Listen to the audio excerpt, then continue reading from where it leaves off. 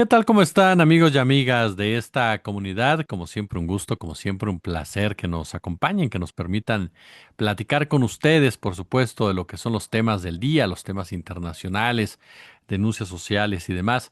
Y agradecerles siempre, por supuesto, ese pulgar arriba, ese comentario que nos ayuda a seguir con esta labor. Oigan, pues a ver, el tema de Carlos Monsiváis, el tema incluso de Fernando Noroña, pero concentrarnos en el caso Monsiváis. Esta nota que aparece en el Universal hace ya varios días, 4 días para ser exactos, firmada por Edmundo Cázares, reportero, autor de un libro basado precisamente en una serie de entrevistas titulado A lo Macho, y en donde él plantea precisamente pues su expertise en las mismas. Edmundo Cázares presenta una entrevista que ya se había presentado antes, pero con un agregado que generó muchísima controversia por las presuntas declaraciones que habría hecho, supuestamente, Carlos Monsiváis respecto a la figura de Andrés Manuel López Obrador, tanto en el tema del poder político, ¿no? Tachándolo, comparándolo con una especie de Julio César, de Nerón, y también en una cuestión que desde el principio fue señalada de homofóbica, vinculándolos a Carlos Monsiváis y a Andrés Manuel en una presunta relación de pareja, o por lo menos de amaciato. Un tema que generó controversia de inmediato porque la gente que apareció, diré que conoció más bien dicho a Carlos Monsiváis, pues de inmediato salió a descartar o rechazar dichas declaraciones. Pero lo más importante fue sin duda alguna la presencia de la familia que de inmediato mandó un comunicado en donde le pide al Universal que baje la nota, que se retracte, porque rechaza totalmente el contenido de esas palabras, de ese fragmento. El Universal en principio dice, lo voy a hacer siempre y cuando mi reportero no me confirme los audios, ¿no? Entonces, si no se confirman los audios, ofreceré una disculpa y bajaré la nota. Finalmente fue lo que ocurrió. Edmundo Cázares en diferentes entrevistas dijo que tenía más de 900 cassettes, que no tenía cómo encontrarlo, que lo habían amenazado de muerte. Y el tercer punto es que eso se lo había dicho ya no en un cassette, sino se lo había dicho la hermana de Monsiváis, cuando Carlos Monsiváis era hijo único. Finalmente, el Universal decide bajar la nota y ofrecer una disculpa a la familia por este hecho. La pregunta es, ¿basta una disculpa? ¿Y por qué solo a Monsiváis y no a Andrés Manuel López Obrador cuando la intención era golpear a Andrés Manuel López Obrador utilizando a Carlos Monsiváis? Voy a platicar sobre este tema y le agradezco muchísimo, como siempre, a mi querida Aleida Hernández, que se encuentra con nosotros para el análisis. Aleida, ¿cómo estás? Hola, ¿qué tal, Jesús? Un gusto estar aquí en tu espacio y con tu auditorio. Pues aquí, escuchando este preámbulo sobre la discusión, una de las discusiones públicas que tenemos en estos días. Oye, pues por ahí comenzaría, querida. A ver, ¿cuál es tu lectura, esa primera lectura que le das a este hecho y que a final de cuentas, pues sí, se disculpa el Universal y por ahí va? ¿Es suficiente una disculpa del medio como tal? ¿Por qué no se disculpan con Andrés Manuel López Obrador también en este escenario?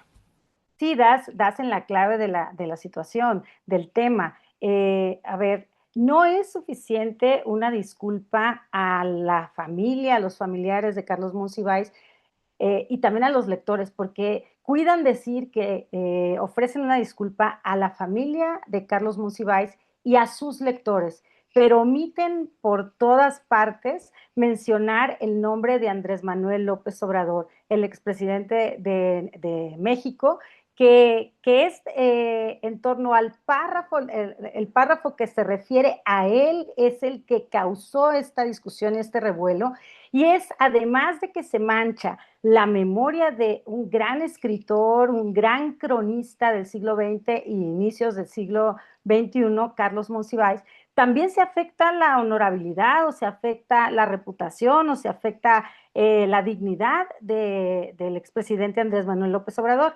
Creo que aquí el Universal, que no se puede considerar un periódico amateur en lo más mínimo, porque tiene 114 años de existencia, es uno de los periódicos más longevos de nuestro país. No podemos hablar de que no tiene editores profesionales o profesionalizados, no puede decir que se le pasó una trazabilidad en su responsabilidad editorial, porque efectivamente no hubo ningún tipo de control editorial. Si esa entrevista ya había sido publicada anteriormente y este es un párrafo que se añade, y que sabe a quién se está refiriendo, al expresidente Andrés Manuel López Obrador, y que está además poniendo en boca, supuestamente en boca de Carlos Monsiváis, una serie de elementos, de críticas, de anécdotas o situaciones privadas, personales con el expresidente, de Carlos Monsiváis con el expresidente, debió haber habido un control editorial muy, muy delicado, muy, muy profundo, y pedirle al periodista que respaldara ese párrafo que estaba añadiendo respecto de una entrevista que ya había sido publicada en donde no estaba ese párrafo. No son suficientes las disculpas porque esto además cada vez, Jesús, es más recurrente. Está ya en un marco de un periodismo de inquina, de un periodismo calumniador, calumniador en torno a ubicarse como adversarios. No, tendríamos que ver si y tendría que salir ya los directivos del Universal a decir cuál es la postura política que tienen, porque tienen ya un tiempo dejando pasar artículos que infaman, que difaman a personajes políticos, reportajes, notas periodísticas y ahora esta entrevista, esta supuesta entrevista en donde está este párrafo supuesto que coloca en boca de Carlos Monsiváis una serie de aspectos sobre la vida, sobre la crítica a Andrés Manuel López Obrador. Yo lo ubico como un periodismo de inquina, Jesús, y me parece que no es suficiente la disculpa que da el Universal, porque yo como abogada te diría, no estoy hablando de cuestiones penales, pero sí de daño. Hay vías civiles también para hacer responsable a un periódico de este nivel. No porque queramos entrar en una vía de persecución, sino de responsabilidad periodística, jurídica y también social frente a la sociedad y frente a las personas a las que están difamando. En este caso, la memoria también, la memoria que también está protegida por el derecho de el periodista, escritor, cronista Carlos Monsiváis. Por supuesto, del expresidente Andrés Manuel López Obrador, pero él está vivo y saben muchos adversarios políticos de él que no se dedica, que prácticamente nunca sale digamos, a desmentir la serie de difamaciones o de calumnias que cometen en su contra, salvo cuando estuvo en la presidencia que también salía y respondía, pero no va a estar saliendo a cada momento a responder porque saben que eso no lo ha hecho de manera cotidiana. Entonces, pareciera que asumen que puede quedar allí el golpe y todos los efectos políticos que eso causa y que no va a haber más, ¿no? Habrá que ver qué dice la familia de Carlos Monsiváis al respecto, ¿no? Oye, Aleida, algo que llamó ahorita lo que mencionas, eh, es parte de, porque se da la misma semana que sale otra nota en otro diario también de muchos años que es Excelsior, en donde se asegura que Gerardo Fernández Noroña tiene un hijo que está en el Senado, sin pruebas, o sea, sin ningún documento oficial, un acta de nacimiento, una prueba de ADN, algo, ¿no? Y se da como un hecho. Después se dice, no, es que yo lo escuché de unos senadores y otros senadores me dijeron, pues eso es chisme, aquí hasta donde yo me quedé, ¿no? Pero pero coincide que sean dos medios de comunicación de mucho tiempo, dos reporteros, un reportero, una reportera de muchos años también, que no son ningunos novatos, ninguno de los dos, como bien nos dices, y que pasa y se publican sin ningún tipo de verificación, porque, caray, periodísticamente ninguna de las dos notas podría publicarse precisamente porque no se sustenta lo que se está manejando en cada una de ellas, y hay errores incluso en la primera, en el caso de Monsiváis, hasta de fechas, de nombres, de personas. Entonces, parecería que, como bien lo dijiste, estamos ante un medio, por ejemplo, Universal, que tiene muchos años, que lo dejaron pasar. Y mi pregunta ¿tú sientes que es parte ya de una estrategia? Nos decías, tienen que decir cuál es su postura política los dueños de la Universal. es parte también ya de una estrategia que vemos porque ambos temas, sobre todo el primero, se instrumentalizó por parte de la ultraderecha, de sus principales voceros como Salinas Pliego, para irse directamente en contra tanto del presidente López Obrador o el expresidente López Obrador como de la 4T en general. Sí, claro. Yo creo que ellos ya calculan, no me parece que sea en lo absoluto inocente, tienen un cálculo en el que qué tanto puede interesarles o no la credibilidad. Creo que en términos de estos medios de comunicación tradicionales, entre ellos también los corporativos televisivos, estos medios tradicionales de periódicos, creo que ya no ponen el acento y ya no están tan preocupados en el tema de la credibilidad periodística. ¿Por qué? Porque ya asumieron también el costo de perder credibilidad periodística frente a lo que pueden ganar políticamente. ¿Por qué? Porque los dueños, los accionistas, muchos de ellos están acuerpados en la derecha mexicana.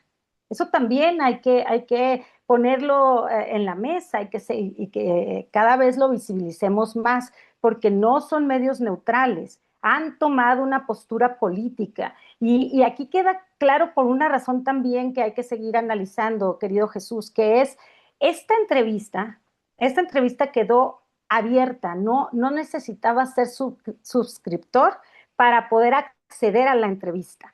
Cuando ahora, pues notas periodísticas, artículos, reportajes, para poder seguir leyendo tienes que ser suscriptor.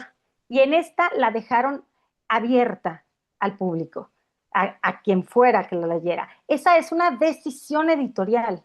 ¿Por qué? Porque lo que querían era una máxima difusión de esa entrevista. Por lo tanto, sabían lo que decía, sabían las implicaciones que tenía, y en el marco del 16 aniversario luctuoso de Carlos Monsiváis. Aquí instrumentalizaron a Carlos Monsiváis. ¿Por qué les interesaba también Carlos Monsiváis? Porque es un personaje de la vida política, social, cultural, muy querido en la población. Se sabía, se conocía que era uno de los intelectuales más queridos y más conocidos por la población en general, que también tenía siempre posturas críticas del PRI, del PAN, de los gobiernos del PRI, del PAN. Siempre era un personaje que estaba a favor de las causas sociales, tenía una relación de amistad con Andrés Manuel López Obrador, lo apoyó en muchas ocasiones. Entonces querían instrumentalizar la memoria de Carlos Monsiváis. Creo que están llegando muy lejos en esa instrumentalización de política que hacen tanto de las memorias de escritores como Carlos Monsiváis, como lo que van encontrando en el camino. Tienen una postura política estos medios. Excelsior también debió verificar, porque ya no pueden estar diciendo que es porque me dijo alguien muy cercano. Bueno, cuando ya se desata la polémica, tienen que decir quién se los dijo, qué documento había detrás. Pero creo que aquí lo que calculan es que lo que importa es el golpe mediático, es el golpe en las redes, es el efecto político que causa en las personas cuando se enteran cuando llega a su conocimiento o a su información este tipo de elementos. En el caso del senador Gerardo Fernández Noroña, que está incurriendo en nepotismo. Entonces, eso ya queda instalado digamos, en la conciencia política o social, ya queda en la opinión pública, y en lo que van retractándose, disculpándose con los lectores, porque no lo hacen con las personas dañadas. También aquí llama mucho la atención. La periodista Leticia Robles no se disculpó con el senador, se disculpó con sus lectores. En este caso del Universal, se disculpó con la familia de Carlos Monsiváis y sus lectores, pero no a los personajes políticos actuales, vivos, que están dañando. Eso tiene una lectura política, porque querían dañar. Hay una intencionalidad. Esa es la que no podemos obviarla y no podemos disculparles con una simple disculpa pública. O sea, ¿hasta dónde se tiene que llegar para que se hagan responsables jurídica, social, políticamente estos medios. ¿Qué más van a seguir diciendo y haciendo?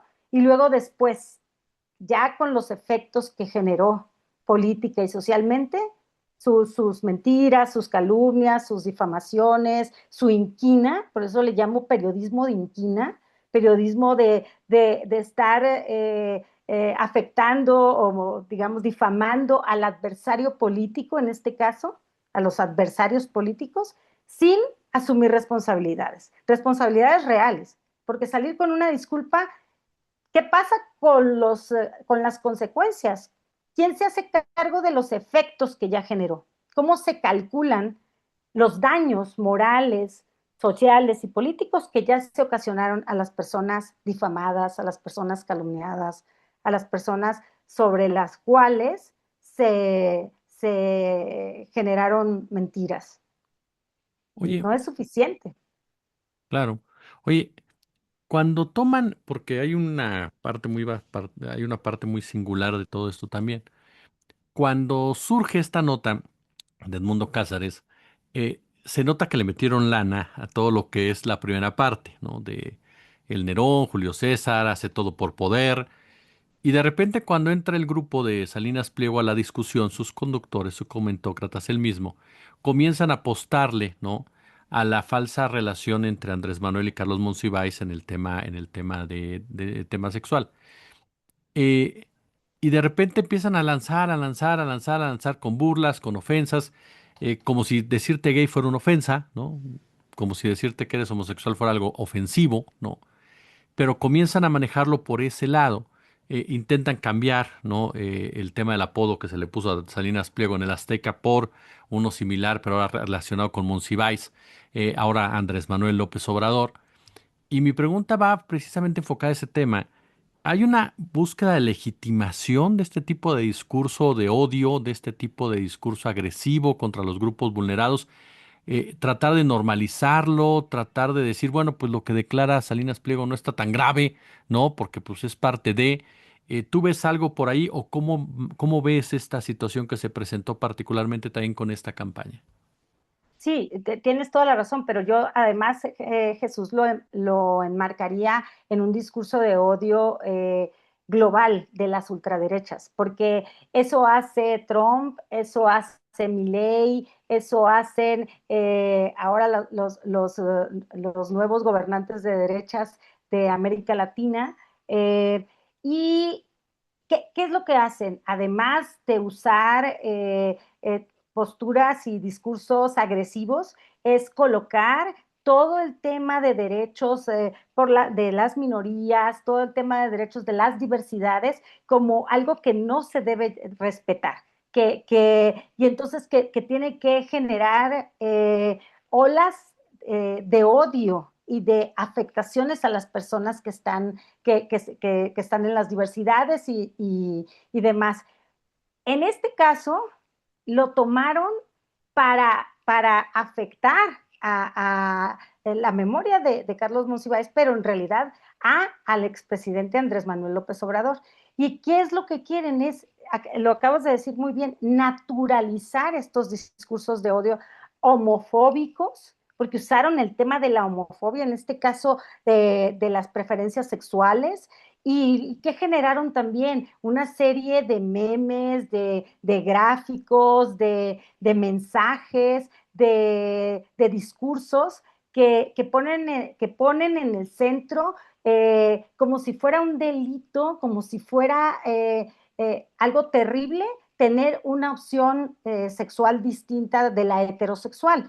Por supuesto que lo que quieren es instalar un discurso de odio, de homofobia y de afectaciones a los derechos de las personas. Eso es lo que está haciendo la ultraderecha en la mayor parte del mundo, si lo vemos, Jesús.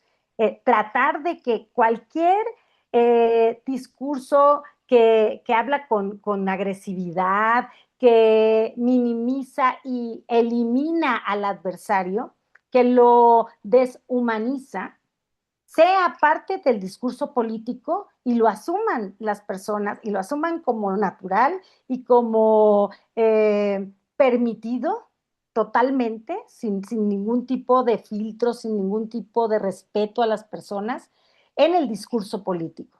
Eso es lo que está generando, pero no le sale muy bien, Jesús, porque en México tenemos ya digamos, yo lo veo así, un avance en la conciencia social y política de derechos y de respeto a las personas, pero lo avivan, tratan de ver hasta dónde puede llegar la penetración de este discurso de odio, que me parece gravísimo y que además está penado y sancionado por las leyes de nuestro país y por la Constitución también.